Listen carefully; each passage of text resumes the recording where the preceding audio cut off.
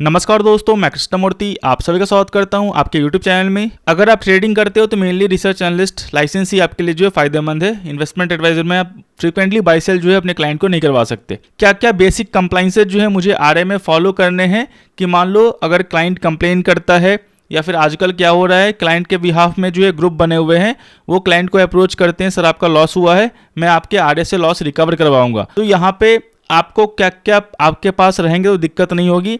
मैं फिर से बोल रहा हूँ, सेबी जो है लॉ से बंधी हुई है, ध्यान रखना।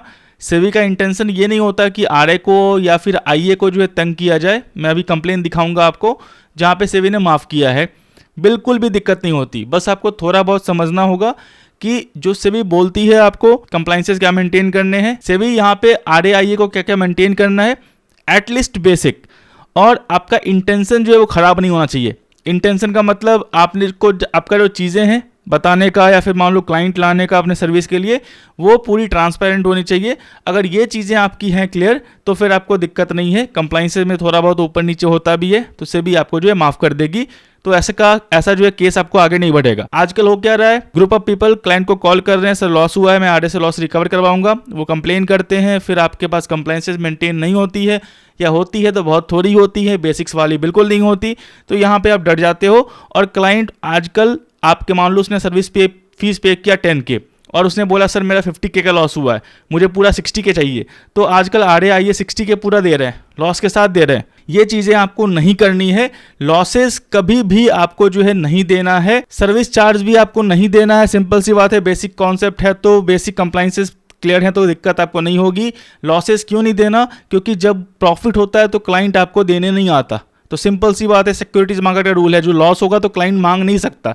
बस आप सब डर जाते हो, चीज़ें जो है आपके समझ के बाहर रहती है और आप जो है देते रहते हो। तो ये बहुत सारे केसेज आए हैं मेरे पास, मैं तो सेबी का रिप्लाई भी करता हूँ, दिखाऊंगा चीज़ें क्या है। यहाँ पे देखो, एक ही क्लाइंट ने इतने कंप्लेन किए हैं, सेम टाइप के कंप्लेन है। डिस्पोज का मतलब हो गया केस डिस्पोज हो गया। क्लाइंट ने जो कंप्लेन किया था उस पर कोई एक्शन नहीं हुआ क्योंकि इनके पास डॉक्यूमेंट्स थे, रिप्लाई किया, खत्म हो गया केस।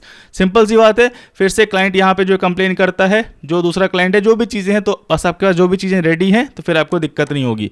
बेसिक कंप्लाइंसेस में क्या क्या है, मेनली आरए आईए क्या कर रहे हैं, रिस्क डिस्क्लोज नहीं कर रहे हैं। मैं फिर से बोल रहा हूँ, रिस्क डिस्क्लोज करना कंपलसरी है हर जगह। जहाँ भी रिस्क है उसको आप डिस्क्लोज करो, या डिस्क्लोज करते हैं तो बहुत छोटे में डिस्क्लोज करते हैं, या फिर जहाँ पे डिस्क्लोज करना है वहाँ पे डिस्क्लोज ही नहीं करते हैं। तो यहाँ पे एक कंसर्न ये रहता है। दूसरा कंसर्न ये है कि अगर मान लो सिर्फ आप प्रॉफिट का स्क्रीनशॉट डाल रहे हो या सिर्फ आप अच्छे का स्क्रीनशॉट डाल रहे हो, तो जाहिर सी बात है आप अच्छा करके दिखाओ। ऐसा नहीं कि आपका बुरा हो रहा है और सिर्फ जो प्रॉफिट आया उसी का स्क्रीनशॉट डाल रहे हो, तो ये भी चीज़ें वर्कआउट नहीं करेंगी, ये भी फिर दिक्कत करेंगी आपको। तो अगर सिंपल सी बात है, या तो डालो मत, या फिर डालते हो तो प्रॉफिट का भी डालो या लॉस का भी डालो, और जो हुआ है उसका डालना है आपको। ये चीज़ हो गया दूसरा। तीसरा, जो भी आप रिसर्च रिपोर्ट बनाते हो उसका आपको रैशनली रखना मेंटेन कंपलसरी है, और वो डिजिटली साइन रैशनली आप मेंटेन रखो। ये 3-4 चीज़ें मोटा मोटी ध्यान रखो, आपको बिल्कुल भी दिक्कत नहीं होने वाली। यही 3-4 चीज़ों में जो है मार खाते हैं आरए, बोलते हैं सर क्लाइंट नहीं आएगा। अगर मान लो क्लाइंट ले आते हैं, वही क्लाइंट उनका कंप्लेन करता है। जो क्लाइंट को बुलाते हैं, सर ये क्लाइंट नहीं आने वाला, क्लाइंट आता है, लॉस करता है, कंप्लेन करता है, फिर वो आपको ब्लैकमेल करता है। तो ये कंसर्न आजकल चल रही है, बिल्कुल भी डरने की बात नहीं है। दिखाऊंगा आपको जो कंप्लेन हुआ था, रिप्लाई हुआ था, चीज़ें क्या हुई थी। सबसे पहले जान लो जो कंप्लाइंसेस आपको मेंटेन करने हैं, इसके बारे में मैंने एक वीडियो बनाया हुआ है, पहले आप सर्च करोगे मिल जाएगा। स्कोर्स हो गया, केआरए हो गया, एफआईयू हो गया, ओडीआर हो गया, सार्स हो गया, डिक्लेरेशंस हो गया, half yearly audit, AML policy, क्या बोलते हैं कि आपको क्या बोल रहे हैं, लगाना क्या है ऑफिस में या फिर ऑफिस के बाहर या वेबसाइट पे, चीज़ें यहाँ पे सब कुछ जो है लिखी हुई है ऑलमोस्ट। ये आपको चीज़ें बेसिक जो है आपको फॉलो करनी है, सिंपल। तो यहाँ पे जो भी चीज़ें हैं, अगर एम्प्लॉय हायर करते हो तो जो भी चीज़ें हैं यहाँ पे जो है ऑलरेडी डिस्क्राइब की हुई है। बेसिक मैंने बता दिया आपका। जो रिपोर्ट बनाते हो वो रिस्क डिस्क्लोज करो। चीज़ें जो है रैंडमली ऐसा मत बोलो कि मतलब जो है क्लाइंट को सिर्फ पॉजिटिव साइड दिखे, आपका निगेटिव साइड नहीं दिखे। और आपका पॉजिटिव निगेटिव दोनों है, दोनों दिखाओ। क्योंकि मान लो निगेटिव नहीं दिखाते हो, क्लाइंट आता है और उसको लॉस होता है, तो फिर वो कंप्लेंट डालेगा, सर इसके सिर्फ प्रॉफिट देखे हैं मैंने, लॉस देखे नहीं है और फिर मुझे दिक्कत हो रही है। तो ये कंसर्न आपका रहेगा। तो ये जो बेसिक कंप्लाइंसेज हैं वो आपको जो है फॉलो ही करने हैं। यहाँ पे जो माई आरए कंप्लाइंस है, यहाँ पे मैं ईयरली कंप्लाइंस देखता हूँ आरए का। मेनली बेसिक जो गाइडेंस होता है, चीज़ें जो है गाइड करनी होती है, क्या करना क्या नहीं करना है, जो रेगुलेशंस चेंज होते हैं उसके बारे में अपडेट हो गया, जो भी चीज़ें हो गई। यहाँ पे ग्रुप है ऑलरेडी जो है पोस्ट करता रहता हूँ, वो अपना जो है आरए इसके अकॉर्डिंग जो है अपना जो भी कंप्लाइंसेज है वो अपडेट कर लेते हैं। ये आपका फ्री वाला है। यहाँ पे t.me आप टेलीग्राम पे RAI अपडेट सर्च करोगे तो मिल जाएगा। इसमें जो भी मेनली अपडेट्स आते हैं वो यहाँ पे जो है आपको मैं यहाँ पे पोस्ट कर देता हूँ। यहाँ पे ऑलमोस्ट अभी फिलहाल जो है 58 आ रहे हैं जिनका जो है कंप्लाइंस मैं देख रहा हूँ। मेनली उनको जो है गाइड कर रहा हूँ क्या करना है क्या नहीं करना है। अब चीज़ें बता दूँ कि सर इसमें क्या क्या आपको जो है मिलता है। बहुत से लोग पूछते हैं सर कंप्लाइंसेज, मैं फिर से बोल रहा हूँ कंप्लाइंसेज जो है आपको कंपल्सन नहीं है कि आपको सर्विस लेनी है। मैंने चीज़ें बता रखी है, मैंने मेरे जितने वीडियो हैं जाके प्लेलिस्ट में आप सारे के सारे वीडियो देख सकते हो। जितना इन्फॉर्मेटिव वीडियो होता है मैं पोस्ट कर देता हूँ। यहाँ पे देखो जो ईयरली सर्विस है कंप्लाइंस की, उसका जो है इनवॉइस है, मेनली जो चीजें हैं मैं सेंड करता हूँ और पेमेंट करते हैं आ रहे। तो मेनली इसमें क्या क्या गाइडेंस मिलती है आपको। गाइडेंस में जो भी आपके बेसिक कंप्लाइंसेस हैं, जो भी रजिस्ट्रेशन है या फिर जो भी सेबी के अपडेट्स आते हैं या फिर BSE के अपडेट्स आते हैं कि आपको फॉलो करने हैं, वो सारे के सारे जो है मेल के थ्रू या फिर ग्रुप के थ्रू जो है आपको अपडेट किए जाएंगे। डॉक्यूमेंट्स बना के मैं खुद सेंड कर देता हूँ। इसके बाद जो है आपका अगर मान लो पर्सनल कुछ क्वेरी है तो पूछ सकते हैं, दिखाऊंगा क्वेरी कितने पूछते हैं। इसका फीस थोड़ा हाई रहता है क्योंकि जो है क्वेरी आप 1 साल की पूरी सर्विस रहती है। 1 साल तक जो भी चीज़ें होती है उसका रिन्यू करना नहीं करना आपके ऊपर डिपेंड करता है। 1 साल तक जो भी चीज़ें होती है वो अपना कर सकते हैं। ऑडिट फीस मैं नहीं रखता क्योंकि मेरा काम जो है अपडेट करने का, गाइड करने का है। ऑडिट मतलब जो भी आपने डॉक्यूमेंट्स बनाए हैं, जो भी कंप्लाइंस आपने मेंटेन की है वही आप CS को दिखाएं, वो उसकी अथॉरिटी है, वो आपको जो है ऑडिट रिपोर्ट बना के दे देगा। तो सिंपल सी बात है, मेरा काम है गाइडेंस करने का। जो भी चीज़ें होती है, आपका कोई कंप्लेन आया तो उस पर रिप्लाई क्या करना है, फिर मान लो वो कंप्लेन कितने दिन तक चलेंगे। 1 साल तक पूरी जो है हैंड होल्डिंग सपोर्ट मिलती है, टीम जो है रहती है कि जो भी कुछ क्वेरी हो आपके, कहाँ पे आप दिक्कत कर रहे हो, कहाँ पे आप लैग कर रहे हो, क्या गलती कर रहे हो, वो भी अपडेट की जाती है। बाकी जो है वो आपके ऊपर डिपेंड करता है। मैं आपको गाइड ही कर सकता हूँ कि ये करना है कि ये नहीं करना है। अगर मान लो इसके बाद आप नहीं सुधरते हो या फिर चीज़ें जो है आप गलत करते हो तो फिर जो है वो पेनल्टी जो है लगने वाली है आपके ऊपर। ये चीज़ आपको ध्यान रखनी है। अब सपोर्ट में क्या आता है, ये आपके सेबी के इंस्पेक्शन है। इंस्पेक्शन का मतलब जो कंप्लेन आया, यहाँ पे देखो, यहाँ पे कंप्लेन आया, ये तो मैंने डिस्पोज कर दिया। मतलब जो 21 डेज के अंदर रिप्लाई किया, मतलब क्लाइंट ने उसका रिप्लाई का जो है काउंटर रिप्लाई नहीं किया, उसके पास कुछ है नहीं। अगर मान लो क्लाइंट काउंटर रिप्लाई करता है तो ये जो है नेक्स्ट लेवल भी जा सकता है। ये जो कंप्लेन है वो आपका नेक्स्ट लेवल भी जा सकता है। नेक्स्ट लेवल का मतलब अब जो है BSE से हैंडल नहीं होने वाली, अब ये जाएगी सेबी के पास। सिंपल। अब जैसे यहाँ पे देखो, यहाँ पे भी कंप्लेन आए हैं, दूसरे RA का है, यहाँ पे जो रिटर्न प्रॉमिस का है, सिंपल ATR फाइल कर दिया, क्योंकि 21 डेज के अंदर जो है इन्होंने देख लिया था। इन्होंने जो 21 डेज तक ये कंप्लेन देखा नहीं। मैं बोलता हूँ कि वीकली आपको लॉगिन करके देखना है आपके स्कोर्स पोर्टल पे कोई कंप्लेन आया नहीं आया है। अगर आप नहीं देखते हो और यहाँ पे देखो 32 डेज हो गए हैं, मतलब कंप्लेन जो है 21 डेज के बाद चला गया है। 21 डेज के बाद चला गया मतलब ये सीधा का सीधा जो है सेबी में एस्केलेट हो गया। इससे पहले कहाँ जाती है, इससे पहले जाती है BSE के पास। अगर आपने रिप्लाई सही से कर दिया, BSE बात कर लेती है क्लाइंट से, आपसे चीज़ें समझ जाती है कि हाँ आप सही हो, तो क्लाइंट केस जो है डिस्पोज कर देती है। और मान लो इसके बाद क्लाइंट को एस्केलेट करने का मन है तो कर सकता है, लेकिन वो क्लाइंट को ही खर्चा होगा। उसको पता है कि चीज़ें कहाँ गलती है, कहाँ गलती नहीं है। लॉस आपको देना ही नहीं है, सवाल ही नहीं, क्योंकि क्लाइंट प्रॉफिट नहीं देता। ये चीज़ आपको ध्यान रखनी है। आपका जो मेन मोटिव है वो आपको कंप्लाइंस मेंटेन रखना है। कंप्लाइंस मेंटेन है तो आपको मैक्सिमम केसेस जो है डिस्पोज हो जाएंगे, पहली बात। एक और चीज़ बात, और बहुत लोगों को नहीं पता है, लोग जो है एग्जाम्पल बोलता हूँ, दिखाऊंगा आगे, मैं चीज़ें समझा दूंगा आपको क्या है नहीं है। यहाँ पे जो है सेबी के पास चला गया और ये मैटर अभी चल रही है, दिखाऊंगा उसका भी आपको जो है। और ये मैं कब का केस है, नवंबर 2024 का केस है, अभी चल रहा है मार्च। 4-5 महीने से जितने रिप्लाई है, फिर जो भी क्वेरी है उसका रिप्लाई बनाना, ATR फाइल करना, जो भी चीज़ें हैं वो टीम ही देखती है, वो आपको करती रहेगी। यहाँ पे देखो जो ऊपर में कंप्लेन था जिसका ATR फाइल किया हुआ था तीनों का, वो तीनों जो है केस जो है डिस्पोज हो चुके हैं। यहाँ पे डिस्पोज। जो लास्ट केस है आपका, जिसका जो है 21 डेज के ऊपर चला गया था, जो सेबी में चली गई थी, ऑटो एस्केलेट टू सेबी, वो अभी भी सेबी के पास है। अगर चीज़ें प्रॉपर हैं, आपने रिप्लाई प्रॉपर की है, कंप्लाइंसेस प्रॉपर रखे हैं आपके, तो केस डिस्पोज हो जाते हैं, वो नहीं जाते नेक्स्ट लेवल तक। अगर नहीं है चीज़ें तो नेक्स्ट लेवल तक जाएगी। और यहाँ पे दिखा रहा हूँ नेक्स्ट लेवल तक जाती कैसे। अगर मान लो नेक्स्ट लेवल तक गई तो यहाँ पे आपको जो है सेबी इंस्पेक्शन हुआ था, एक RA हैं जिनका मैं देख रहा था, इनका केस डिस्पोज हो गया है। सिंपल सेबी ने इंस्पेक्शन किया, वहाँ पे फाइंड किया कि दिक्कत क्या है। वहाँ पे जो है रिटर्न प्रॉमिस या फिर जो भी चीज़ें एम्प्लॉय ने कुछ किया होगा, इनको पता नहीं था, सेबी ने इस फॉर्मेट में जो है उनसे रिप्लाई मांगा है। रिप्लाई मांगने के बाद जो है यहाँ पे देखो सेबी का इंस्पेक्शन, जो भी चीज़ें रिप्लाई मांगी थी, सेबी आपको टाइम देती है, प्रॉपर टाइम देती है डॉक्यूमेंट का। लेकिन टाइम आपको प्रॉपर का नहीं, मतलब अगर ये मेल आ गया तो आपको 1 से 2 दिन के अंदर जो है, मैक्सिमम 1 दिन के अंदर जो है, जो सेबी बोलेगी आपको सबमिट करना होगा। क्योंकि पता है सेबी को, अगर वो ज़्यादा टाइम देगी तो आप जो है उससे फेक फॉर्जरी डॉक्यूमेंट्स या फिर मान लो फिर से डॉक्यूमेंट बना सकते हो। तो मुश्किल से आपको 1 दिन का टाइम देती है।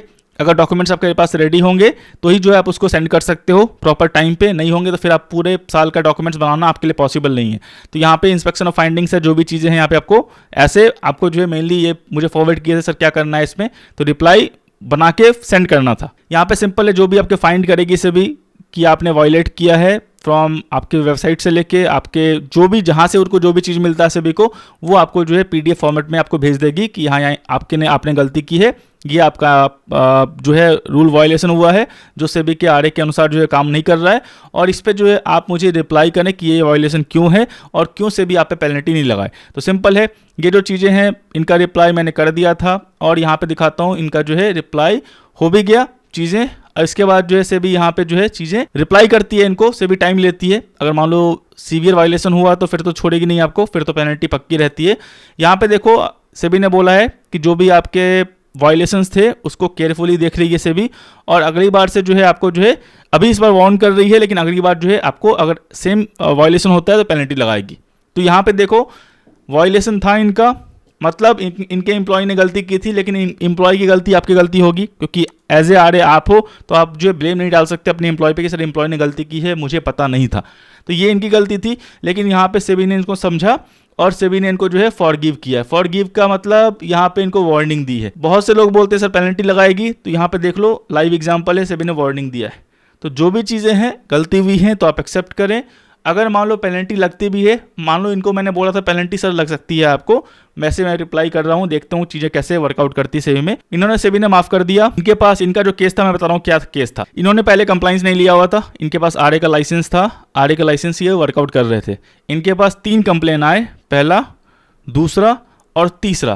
पहला कंप्लेन आया, उसके बाद इन्होंने मुझे कांटेक्ट किया, सर मेरे पास कंप्लेन आ गए हैं, और यही कंप्लेन था इनका। जो भी कंप्लेन था, पहला कंप्लेन था वो यही था आपका कि एक आरए जो है वो बार बार जो है कंप्लेन डाल रहा है। सिंपल सी बात है, ये जो है कंप्लेन डाल रहा है कि मेरे पास जो भी चीज़ें हैं इसके हिसाब से। अब यहाँ पे दिक्कत क्या है, दिक्कत यहाँ पे ये थी कि इनके पास प्रॉपर कंप्लाइंसेस का मतलब जो चीज़ें हैं, जो चीज़ें होनी चाहिए अप टू मार्क, वो अप टू मार्क होते तो फिर दिक्कत नहीं थी। लेकिन इनके पास कंप्लाइंसेस थे, ऐसे नहीं थे कि बिल्कुल नहीं थे, लेकिन अप टू मार्क नहीं थे। क्लाइंट ने इनसे पैसे मांगा, मतलब बोला सर साइबर क्राइम में कंप्लेंट कर दूंगा, पैसे मांगा, इन्होंने पैसे दे दिए, जो भी दिए होंगे पैसे। इसके बाद जो है कंप्लेन आया था, उसका रिप्लाई किया और यहाँ पे जो है केस डिस्पोज हुआ है क्योंकि प्रूफ था इनके पास, मैंने सबमिट किया।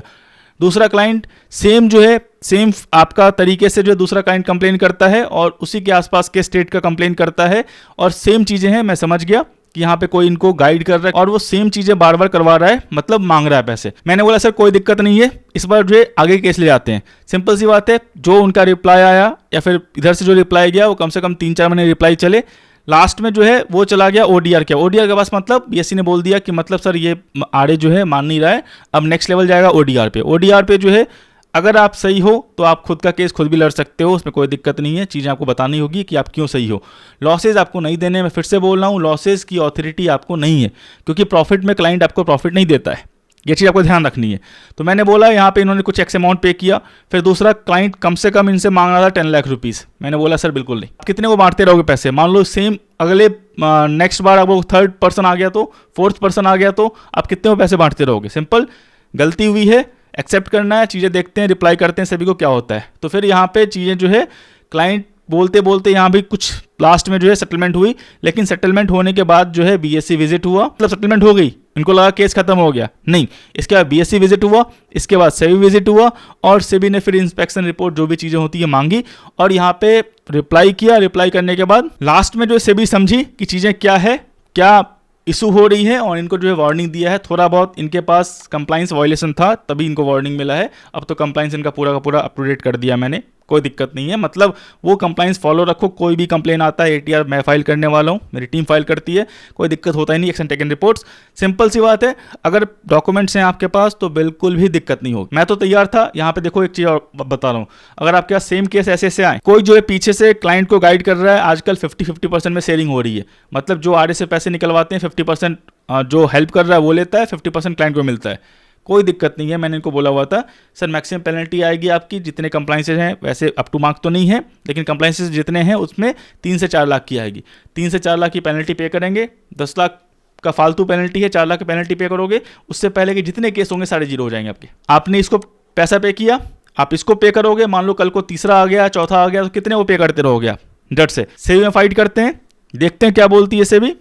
अगर चीज़ें नहीं वर्कआउट की, हाँ मैंने गलती हुई, आपसे गलती हुई, आपके रिकॉर्ड्स मेंटेन नहीं है उतने, गलती हुई है, 3-4 लाख का पेनल्टी लगेगा, मैक्सिमम 5 लाख का पेनल्टी लगेगा।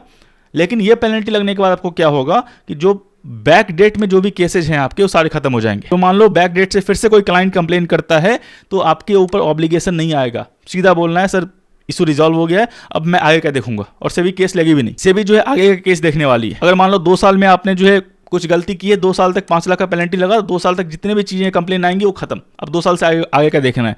तो वो चीज़ें आपको ध्यान रखनी है। अगर ऐसा कुछ ब्लैकमेल हो रहे हो, चीज़ें पता नहीं है आपको, सिंपल सी बात है, सेबी को बोलना सर मुझे इतना आइडिया नहीं था, चीज़ें जो है मुझे बिल्कुल भी नॉलेज नहीं थी। लेकिन आपका इंटेंशन साफ होना चाहिए। आप जो क्लाइंट मंगाते हो उसमें जो है ऐसा नहीं कि ब्लफ हो या फिर मान लो फॉर्जरी टाइप का हो, फिर सेबी माफ़ नहीं करने वाली।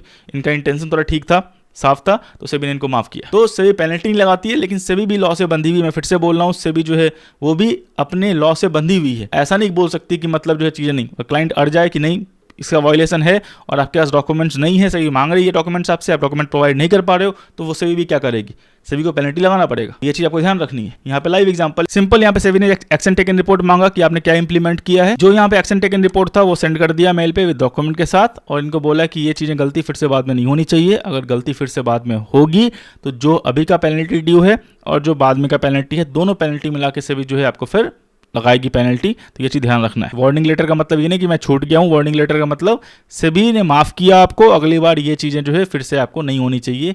क्या आरएओ करना है क्या नहीं करना है मैंने लिख के दिया था, मैंने बोला कि ये चीज़ें फॉलो होनी चाहिए और होनी ही चाहिए, दूसरा कोई ऑप्शन अवेलेबल नहीं है। अब जिस क्लाइंट ने कंप्लेन किया है, इनकी सर्विस ली, सर्विस यूटिलाइज किया, प्रॉफिट हुआ, कोई दिक्कत नहीं, लॉसेज हुआ, कंप्लेन कर दिया, तो यहाँ पे चीज़ें जो है सिंपल, सेबी जो बोलती है उसको आपको फॉलो करना है। ये ऐसा नहीं कि फॉलो नहीं करना है, फॉलो करोगे, बेसिक कंप्लाइंसेस फॉलो हैं आपके, तो फिर आपको दिक्कत नहीं होने वाली। एक तो ये केस है, दूसरा केस दिखाता हूँ आपको मैं। और ये जो केस था जिसमें जो है ये केस एस्केलेट हो गया सेबी के पास, यहाँ पे जो रिप्लाई इनका ऑलमोस्ट नवंबर में हुआ था, मार्च चल रहा है, रिप्लाई अभी तक आ रहा है, केस सेटलमेंट नहीं हुआ है, हो जाएगा चीज़ें, बस इन्होंने क्या किया, डिले कर दिया, मतलब इन्होंने स्कोर्स देखा नहीं और मुझे पता नहीं 21 डेज के अंदर रिप्लाई किया होता तो इनका भी केस जो है सेटलमेंट हो गया होता। यहाँ पे देखो इनको बीएससी का मेल आया हुआ है कि मतलब जो है मॉर्निंग से पहले आपको रिप्लाई करना है, और यहाँ पे जो है इनके पास पीडीएफ लेटर आया कि क्या कंप्लेन है, किस लिए जो है कंप्लेन आपके पास गया हुआ है। अब यहाँ पे सिंपल है, जो ये चीज़ें करते थे जो ग्रुप में, मेनली उनको देखना पड़ेगा क्या करते थे, कैसे इनका जो है कॉल प्रोवाइड करते थे।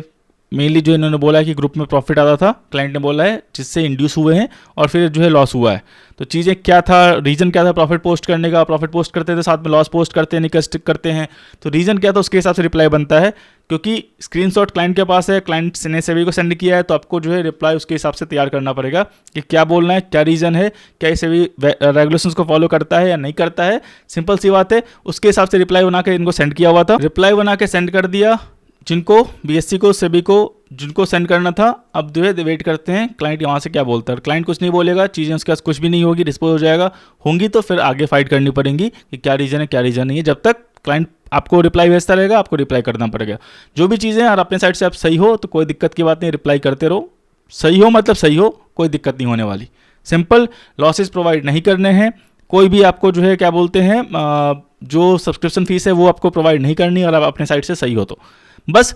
थोड़ी बहुत जो है दिक्कत होती है आरए को, क्योंकि ये इनका कंप्लाइंस तो मैं ही देख रहा हूँ, तो दिक्कत आरए को ये हो रही है कि चीज़ें जो है वो बेसिक जो कंप्लाइंसेज हैं उनके, जो एटलीस्ट होना चाहिए उनके पास, कि मतलब वो आपके पास ब्रह्मास्त्र है, और वो है तो फिर आपको दिक्कत नहीं हो रही। डिस्क्लोजर हो गया, जैसे मान लो आपका इन्वॉइसिंग हो गया, या फिर मान लो रैशनल हो गया आपका, ये सब चीज़ें आपके पास हैं तो चीज़ें फिर दिक्कत नहीं होंगी। बाकी जो भी चीज़ें होती है क्लैरिफिकेशन हो जाती है। ये सब 3-4 चीज़ें हैं जो मेन वाली हैं, वहाँ पे वो दिक्कत करते हैं, नहीं आपको रखते नहीं है आरए, सब उसको कैजुअली लेते हैं, फिर कंप्लेन आता है तो फिर दिक्कत होती है, या तो फिर पेनल्टी पे करते हैं, या फिर डर से जो है क्लाइंट के लॉसेज, क्लाइंट के जो भी सब्सक्रिप्शन फीस है वो पे करते हैं, फिर बोलते हैं सेबी बुरी है, या फिर मान लो तंग करती है। तंग कोई नहीं करता, आपकी रिस्पॉन्सिबिलिटी है, करनी है। अब मैं फीस क्यों नहीं लेता हूँ ज़्यादा, सिंपल सी बात है, जो ईयरली फीस है मेरा, इसमें सब कुछ इंक्लूड है। इनके 3 कंप्लेन आए हैं, तीनों कंप्लेन देख रहा हूँ, और ये 2-3 महीने चल रहे हैं। अब कब तक चलेंगे, रिप्लाई मुझे ही करना पड़ेगा, सिंपल। तो ये इंक्लूड रहता है, साथ में जो भी क्वेरी पूछते हैं, यहाँ पे दिखा दूं, यहाँ पे देखो जो भी क्वेरी है इनके, सिंपल सी बात है, जब से इन्होंने जो है ज्वाइन किया, यहाँ पे देखो कितने क्वेरी हैं, सब क्वेरी का रिप्लाई, जो भी चीज़ें हैं सिंपल, जितने भी क्वेरी यहाँ पे देखते रहो, जितने भी क्वेरी हैं सबका रिप्लाई। यहाँ पे 3 दिसंबर को इन्होंने कांटेक्ट किया था लाइसेंस के लिए। अपॉइंटमेंट लेना पड़ता है, जो भी क्वेरी है, मेनली क्वेरी के जो भी चीज़ें हैं अपॉइंटमेंट लेके इन्होंने टीम को बोला था, टीम ने कनेक्ट करवाया था। उसके बाद जो है प्रोसेस भी देखते हो कि रजिस्ट्रेशन का, तो रजिस्ट्रेशन का प्रोसेस था, इनका करवाया, लाइसेंस मिला है। फिर इसका कंप्लाइंसेस का पार्ट है, कंप्लाइंसेस का पार्ट जो है वो भी देख रहा हूँ। तो जो भी चीज़ें हैं वो पूरी की पूरी आती है, लेकिन इसका फीस कंप्लाइंस वाले का मैं फिर से बोल रहा हूँ हाई रहता है, क्योंकि जो क्वेरी है वो आपको इंस्टेंट चाहिए, जो माइंड में आता है आप पूछते हो, पूछने का रिप्लाई वो फिर से बोल रहा हूँ टाइम कंज्यूमिंग है, सस्ता जो है वर्कआउट नहीं कर पाएगा। सिंपल, अगर आपके पास माइंड में क्वेरी है, चीज़ें हैं, तो आप पूछोगे, ऐसा नहीं है कि मैं उसको डिले मना करता रहूँ, इसलिए फीस थोड़ी जो है कंप्लाइंस वाले पार्ट की हाई है। तो दूसरी बात, जो ATR है, जो कंप्लेंट है, वो वाला पार्ट मैं देख लेता हूँ, क्योंकि मुझे पता है इसमें आपको दिक्कत होगी और आप उस तरीके से रिप्लाई नहीं कर पाओगे, और बाहर जाओगे तो वो 50,000 से 1 लाख से 1.5 लाख 2 लाख रुपए मांगेंगे आपसे। तो मुझे पता है कंप्लाइंस से जो मैंने जो बोला है वो फॉलो कर रहे हो और चीज़ें वो प्रॉपरली मेंटेन्ड है आपकी, तो ATR मैं ही फाइल कर देता हूँ। मुझे पता है जब इतने कंप्लाइंसेज आपके अप टू मार्क हैं तो फिर कोई दिक्कत नहीं होने वाली। अगर मान लो कुछ दिक्कत होता भी है तो मैक्सिमम 1 से 2 लाख का पेनल्टी लगेगा। अगर जो बोल रहा हूँ वो नहीं करते हो, लेकिन बेसिक कंप्लाइंसेज आपके मेंटेन है, तो मैक्सिमम 1 से 2 लाख का पेनल्टी लगेगा, और उसमें कोई रिफंड नहीं देना, कुछ भी नहीं देना।